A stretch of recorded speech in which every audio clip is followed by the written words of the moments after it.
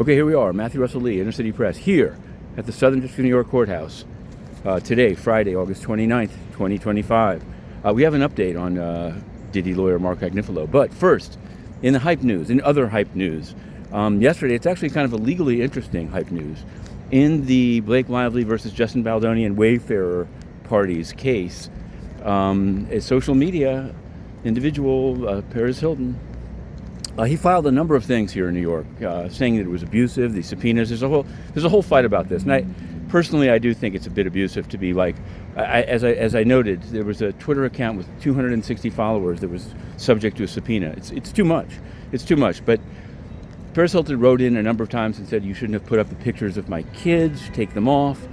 And Blake Lively then he also asserted that there was no jurisdiction for Judge Liman to make him comply with the subpoena. Team Blake Lively, many lawyers she has on her team, said that no, that ironically, simply by filing in the case, he had subjected himself to jurisdiction. And that sometimes is upheld. It sometimes said, Judge Liman made it in an order that we put up.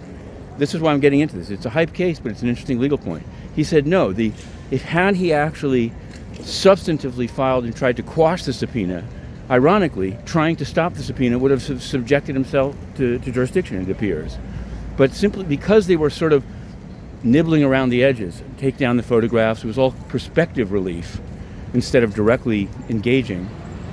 Judge Liman, I guess I'll say to his credit, Judge Liman, to his credit, found no jurisdiction, and therefore no ability to compel response to the subpoena. So there's that. You can find it. I thought earlier in the case we did a book called Hollywood Hearsay. It can be found on Amazon, but the case is back. This is churning out interesting legal issues. Now, Mark Agnifilo, this is another interesting issue. Yesterday, the lawyer who represented Sean Combs at trial, quite effectively, we were covering another case down the street in 100 Center Street, case of two women that beat up a woman who told them to stop tearing down flyers about October 7th and tore off her Star of David and took her phone, according to court documents. One of the two women, Stephanie Gonzalez, is represented by Mark Agnifilo. So we reported it and asked, is this a pro bono representation? It seemed kind of, he's also representing, Orrin Alexander, an extremely affluent real estate guy in jail for sexual abuse charges. But after having written the story, and seemingly in response, I don't know, there was an update made to the website saying retained counsel.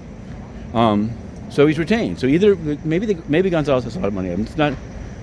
Maybe it's not pro bono if you take a nominal retainer. Maybe it's being paid by someone else. I mean, I just don't know.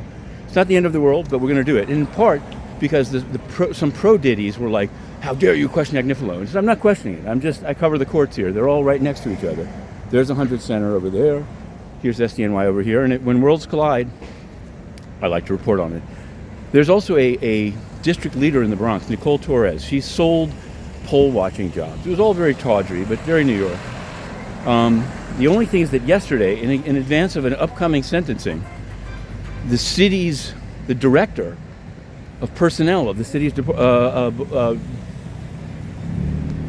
elections unit wrote a letter of support, which is fine, but it seems strange given that her crime was directly about the integrity of elections and election observing. So that was that, and we put that up. On the UN beat, Antonio Guterres, today is the deadline. We've applied to cover the UN General Assembly. We've now rung every bell possible, and we'll have updates. It is a litmus test. But Guterres, he always does this. He disappears in the summer for long periods of time without saying where he is, and then suddenly he bursts into action right at the turn of the month of September to make it appear he's been working all the time. But what does this work consist of? Well, he's going to China, meet with President Xi, hang around with the Shanghai Cooperation Organization, and then he's heading to, you got it, wait for it, Papua New Guinea. Good luck, Tony. We're going to be covering that trip, even from afar, and we have new UN scoops coming. If this is the last vlog of the week, have a good weekend.